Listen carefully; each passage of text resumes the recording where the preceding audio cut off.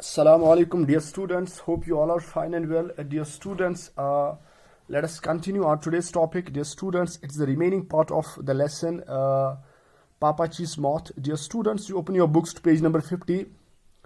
It's on the top. Let me start. His life's greatest setback was not having had the moth that he had discovered named after him. उसकी जिंदगी का ना he's talking about whom? He's talking about पापा जी की जिंदगी का जो सबसे बड़ा सेटबैक था ना. What is setback? Setback means drawback, it means नाकामयाबी. उसकी जिंदगी का सबसे बड़ा जो ड्रॉबैक था, जो सेटबैक था, जो नाकामयाबी थी, वो ये था कि जो मौत उसने डिस्कवर किया था उसको उसके नाम पे नहीं किया गया था. यानी जो इनके नाम पे होना चाहिए था वो उसको नहीं मिला था. यानी उसकी डिस्कवरी का क्रेडिट पापा जी को नहीं मिला था. यही उसकी जिंदगी का सबसे बड़ा सेटबैक था, ड्रॉबैक था, नाकामयाबी थी. It fell into his drink one evening while he was staying in the veranda of rest house after a long day in the field. Now he's talking about this moth. He's telling us the story of the moth. What happened one day? एक दिन क्या होता है? एक दिन ये दिन भर की थकान के बाद ये फील्ड में काम कर रहा होता है, खेत में काम कर रहा होता है. तो वहां से वापस आने के बाद रेस्ट कर रहा था वेरेंडा पे. तो शाम का वक्त था. शाम के वक्त ये ड्रिंक पी रहा था, ये शराब पी रहा था. तो इसी शराब में ये मौत गिरता है. ये मौत जो है, ये जुगनू जो है, इसमें गिरता है. उसके बाद as he picked it out he noticed its unusually dense dorsal tufts. जो ही ये इसको उठाता है उसके बाद ये नोटिस करता है, ये देखता है कि इसके जो बाल होते हैं वो अनयूजुअल होते हैं, अजीब किस्म के होते हैं. और क्या होते हैं? और डेंस होते हैं. डेंस के माने घने होते हैं. डॉर्सल के माने हैं इट मींस अपर साइड और बैक ऑफ एन एनिमल, यानी गर्दन के बाल. ये इसके गर्दन के बालों को जो इसके अपर साइड पे होते हैं, घने बाल होते हैं, मतलब होते हैं अनयूजुअल. ये इनको नोटिस करता है. अमिस वारिया अजीब बासन ये मस अम सुंद ये जथ अम सन्स अत गर्दन पे या कलस पे. अच्छा, उसके बाद टफ्ट्स के मानिए बालों की लट, गुच्छा, लोट यथ कशीर point one. He took a closer look. तो ये क्या करता है? ये इसकी जांच पड़ताल करता है, ये गौर से देखता है. With growing excitement, he mounted it, measured it, and the next morning placed it in the sun for a few hours for the alcohol to evaporate. उसके बाद क्या करता है? Out of excitement, बहुत ज्यादा खुश होके ये उसको उठाता है. माउंट के माने है ऊंचा करना, बुलंद करना, आला करना. उसके बाद इसको हाथ में उठाता है, ऊपर करता है. उसके बाद इसको नापता है और दूसरी सुबह क्या करता है? दूसरी सुबह ये इसको सूरज में रखता है, आफताब में रखता है, आफताब की रोशनी में रखता है, धूप में रखता है, इसको सुखाने के लिए. For the alcohol to evaporate, evaporation के लिए. यानी इस पे जो अल्कोहल लगा था, चूंकि ये इसमें अल्कोहल में गिरा था, अल्कोहल से वेट हुआ था, अब ये इवेपोरेशन के लिए इसको रखा है. अच्छा, उसके बाद then he caught the first train back to Delhi. उसके बाद क्या करता है? उसके बाद ये पहली ट्रेन से दिल्ली जाता है to taxonomic attention, and he hoped fame after 6 unbearable months of anxiety. To Papachi's intense disappointment, he was told that the moth had finally been identified as a slightly unusual race of a well-known species that belonged to the subtropical family Limentidae. अच्छा, उसके बाद क्या होता है? ये वहां जाता है. किस लिए जाता है? टू टैक्सोनॉमिक अटेंशन, यानी टैक्सोनॉमिक अटेंशन के लिए वहां जाता है. यानी टैक्सोनॉमी जो है, उनका जो तवज्जो है, उनकी जो अटेंशन है, उसको अपनी तरफ मरकूज करने के लिए, फेम के लिए, शोहरत के लिए, ताकि मुझे शोहरत मिल जाए. अब taxonomy is the word here. Dear students, you write the word taxonomy, write its meaning. It means classification of animals और species. Dear students, you might have heard this word before. आपने शायद पढ़ा होगा बायोलॉजी में. यानी किस kingdom से ताल्लुक रखता है, किस फैमिली से ताल्लुक रखता है. अच्छा, तो टैक्सोनॉमिक अटेंशन, उनकी तवज्जो मरकूज करने के लिए, उनका ध्यान अपनी तरफ खींचने के लिए, और ये इस उम्मीद में था कि मुझे शोहरत मिल जाए इससे, कि मैंने एक मौत को डिस्कवर किया है. उसके बाद इसको 6 महीने इंतजार करना पड़ता है. After 6 unbearable months of anxiety, यानी बड़ा बेचैन, बड़ा बेसब्र होता है 6 महीने तक. मतलब इस वक्त के बीच में ये बहुत ज़्यादा एंक्शियस होता है, कि बेसब्र होता है, अब मुझे फेम मिलने वाली है, शोहरत मिलने वाली है. अच्छा, उसके बाद फिर क्या होता है? to Papaji's intense disappointment. यानी after that he was very much disappointed. He was intensely disappointed. ये बहुत ज़्यादा नाउम्मीद होता है, बहुत ज़्यादा disappoint, आजुर्दा, गमज़दा होता है ये जानने के बाद क्या, when he was told that his moth had finally been identified as a slightly unusual race of a well-known species. जब इसको ये पता चलता है, जब इसको ये कहा जाता है कि आपका जो moth है जो आपने डिस्कवर किया है ये क्या है, ये स्लाइटली हल्का सा अनयूजुअल रेस से ताल्लुक रखता है, यानी हल्का सा ये अजीब गरीब किस्म का एक प्रजाति है, एक स्पीशी है, बट क्या है, but it's a well known species that belong to the tropical family Limnatridae. लेकिन ये ऑलरेडी इसके बारे में लोग जानते हैं, it's already well known species, it's already science has already discovered, यानी साइंस इसके बारे में खोज कर चुकी है, साइंस इसके बारे में पता लगा चुकी है. It's well known to science. ये साइंस के बारे में, यानी ये कोई नया प्रजाति नहीं है, ये कोई नई स्पीशी नहीं है, कोई नया मतलब कीड़ा नहीं है, यानी साइंस इसके बारे में ऑलरेडी जान चुकी है. तो यानी किस फैमिली से ताल्लुक रखता है, लिमनट्राइडे. लिमनट्राइडे इट मींस सब फैमिली ऑफ मॉथ. ये सब फैमिली ऑफ मॉथ से ताल्लुक रखता है कि ये कोई नया जानवर नहीं है, कोई नया स्पीशीज नहीं है. The real blow came 12 years after when, as a consequence of a radical taxonomic reshuffle, Lepidopteristus decided that Papachi's moth was in fact a separate species and genus hitherto unknown to science. अच्छा, तो असली झटका इसको तब लगता है पापा जी को, असली धक्का इसको, असली ब्लो दचका झटका इसको तब लगता है 12 साल बाद, जब रेडिकल टैक्सोनॉमिक रिशफल के नतीजे में क्या होता है, जो लेपिडोप्टेरिस्ट्स होते हैं वो ये फैसला लेते हैं कि पापा जी का जो मॉथ था ये दर हकीकत में एक अलग किस्म का स्पीशीज था. एंड जीनस, जीनस के माने a general kind of something hitherto unknown to science, यानी इसका जो ये मॉथ था जो इसने डिस्कवर किया था, जो इसने लाया था यहाँ पे, ये एक अननोन स्पीशीज था साइंस के लिए, यानी साइंस इसके बारे में पहले नहीं मतलब जानता था, यानी ये एक नया है, साइंस के लिए एक नई डिस्कवरी है, इसको मतलब ये पता चलता है बाद में. अच्छा, radical taxonomic reshuffle, what does it mean? It means taxonomy के माने है, as you all know, taxonomy मैंने आपको बता दिया, टैक्सोनॉमी के माने है क्लासिफिकेशन ऑफ एनिमल्स और स्पीशीज. अच्छा, radical reshuffle is the word. Reshuffle के माने इट मींस रद्द-बदल करना. It means the act of reorganising और रीअरेंजिंग समथिंग है. जब हम मतलब किसी चीज को दोबारा से रिऑर्गेनाइज करते हैं, यानी वहां के जो एम्प्लॉयज थे जब उनका रद्द-बदल होता है, तो जो वहां के जो लेपिडोप्टेरिस्ट्स होते हैं, lepidopterists, underline this word and write its meaning. Lepidopterists means people who study about butterflies. वो लोग जो बटरफ्लाइज के बारे में लिखते हैं, उनकी खोज करते हैं, तो वो डिसाइड करते हैं, यानी जब ये टैक्सोनॉमी रिशफल होती है, वहां पे इसका रद्द-बदल होता है, चेंज होती है, तो तब इसको पता चलता है, तब लेपिडोप्टेरिस्ट जो होते हैं वो डिसाइड करते हैं कि जो पापा जी का मॉथ था ये दर हकीकत एक अलग किस्म का स्पीशी था, यानी जो साइंस के लिए अब तक अननोन था, यानी साइंस इसको अब तक, हिदर टू के माने अनटिल नाउ, अब तक, जीनस के माने एक जनरल काइंड ऑफ समथिंग, यानी साइंस इसको अब तक डिस्कवर नहीं कर चुकी है, यानी it was a totally new species. यानी पहले वो बताते हैं कि साइंस इसको ऑलरेडी डिस्कवर कर चुकी है, अब 12 साल बाद ये बताते हैं टैक्सोनॉमिक रिशफल के बाद, नहीं ये जो स्पीशीज है ये क्या है, इट्स अननोन टू साइंस. अच्छा, then by then of course Papaji had retired and move to Ayemenem. लेकिन तब तक क्या हुआ था, तब तक जो पापाजी था वो बेशक वो रिटायर हो चुके थे, 12 साल बाद वो रिटायर हो चुके थे और आयमनम चले गए थे. It was too late for him to assert his claim to the discovery. अब क्या था, इसके लिए लेट हो चुका था, देर हो चुकी थी इस बात के लिए, अब वो क्लेम नहीं कर सकता था, अब वो दावा नहीं कर सकता था इस डिस्कवरी के लिए, यानी ये मैंने डिस्कवर किया क्योंकि वो रिटायर हो चुका था. His moth was named after the acting director of the Department of Entomology, a junior officer whom Papaji had always disliked. अब क्या था, ये जो मॉथ था इसको किसके नाम पे कर दिया गया था, ये क्रेडिट किसको मिला था, ये क्रेडिट उस टाइम के एक्टिंग डायरेक्टर को मिला था, डिपार्टमेंट ऑफ एंटोमोलॉजी, यानी डिपार्टमेंट ऑफ एंटोमोलॉजी जो होती है, we have already known it, यानी जो कीड़ों के बारे में इल्म रखते हैं, जो इंसेक्ट्स के बारे में स्टडी करते हैं, उनको एंटोमोलॉजी कहते हैं.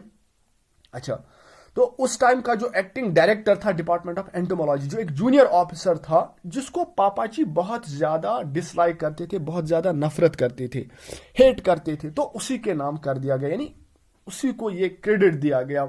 अब डिस्कवर इसने किया था, पापा जी ने डिस्कवर किया था, अब क्रेडिट किसी और को मिलता है।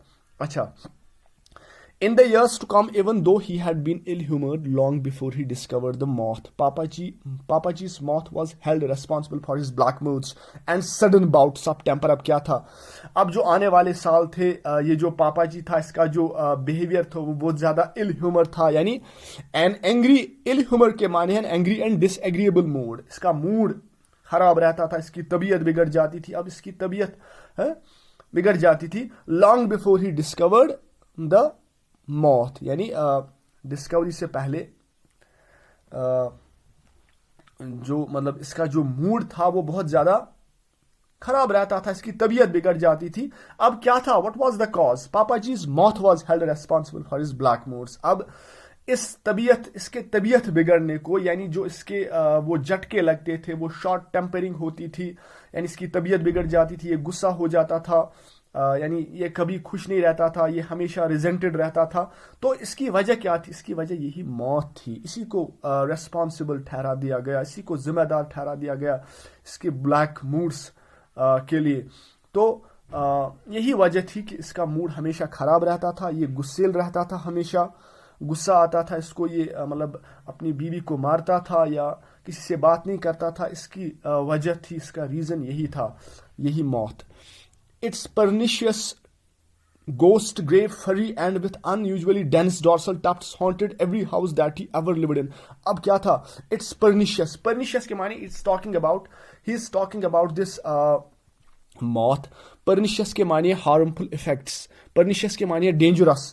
अच्छा, ये जो it was like, ये जो moth था, it was like ghost, it was like grey, furry के माने है with fur and with unusually dorsal Tufts. अब ये जो मतलब ये जो मॉथ था, इट वाज लाइक ए गूस्ट, ये गूस्ट की तरह था, ग्रे कलर का था, फरी था, मतलब with fur and with unusually, और इसके जो बाल थे वो बहुत ज्यादा डेंस थे।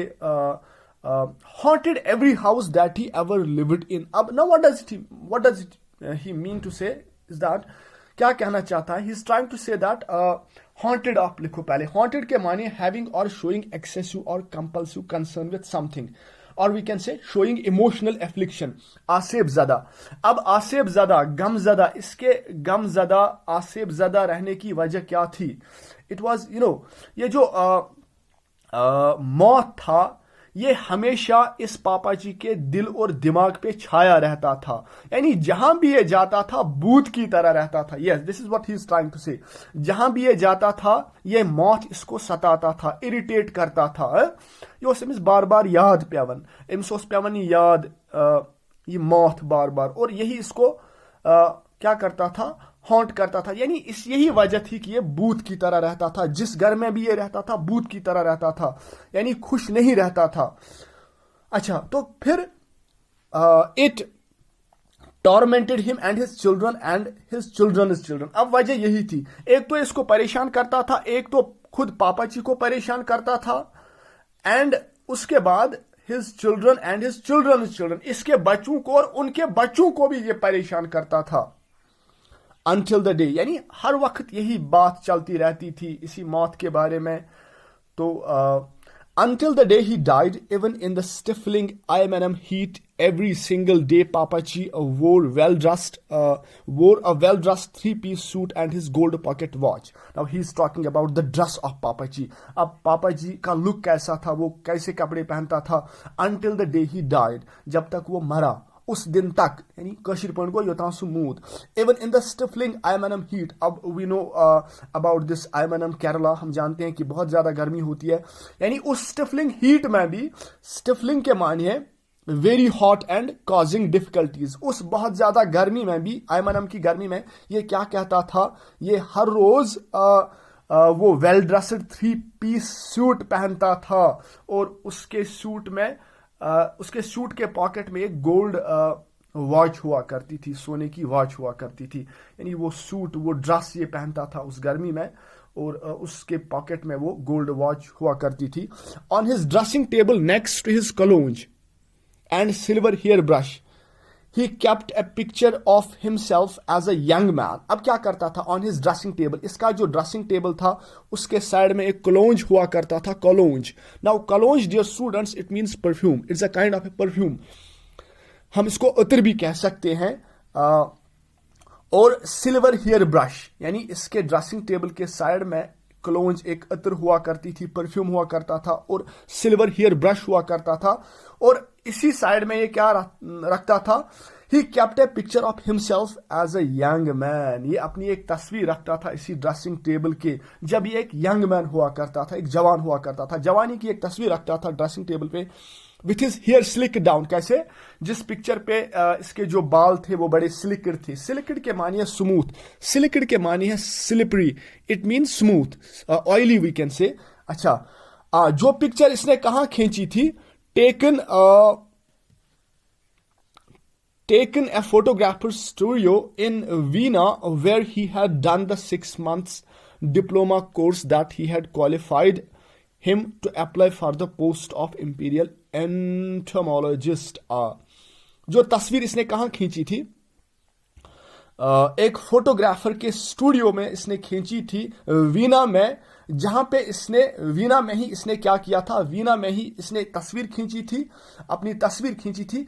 कब तस्वीर खींची थी, जब ये वहां पे इसने 6 मंथ्स डिप्लोमा कोर्स किया था, और जिस डिप्लोमा कोर्स की वजह से इसने इंपीरियल एंटोमोलॉजिस्ट पोस्ट के लिए अप्लाई किया था. अच्छा, it was during those few months they spent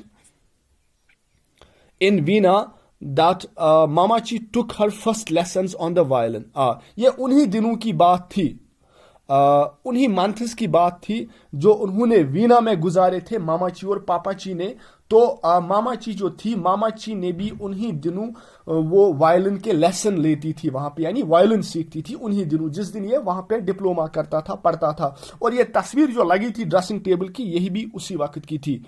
The lessons were abruptly discontinued when Papachi's teacher Lonsky Tiefenthal made the mistake of telling Papachi that his wife was exceptionally talented and in his opinion potentially concert class. अच्छा, अब क्या था, बाद में क्या हुआ, इस मामाची के लेसन्स उस वक्त अचानक से रोक दिए गए, डिसकंटिन्यू कर दिया गया, यानी इसकी पढ़ाई उस टाइम रुकी, यानी उसका सीखना, ये वायलिन सीखना अचानक से, एब्रप्टली के माने हैं इट मीन्स सडनली, अचानक से. इसके क्लासेस तब रुकवाए जाते हैं व्हेन मामाची टीचर, जब मामाजी की टीचर जिसका नाम लॉन्स्की टिफेंथल था, जब वो गलती से पापाजी को ये कहती है कि आपकी जो वाइफ है ये बहुत ज्यादा टैलेंटेड है. एक्सेप्शनली के मानी है नोटेबली, एक्सेप्शनली के मानी है remarkably, it means extra ordinary. ये जो आपकी बीवी है बहुत ज्यादा टैलेंटेड है, बहुत ज्यादा इसमें ये बासलाहियत है.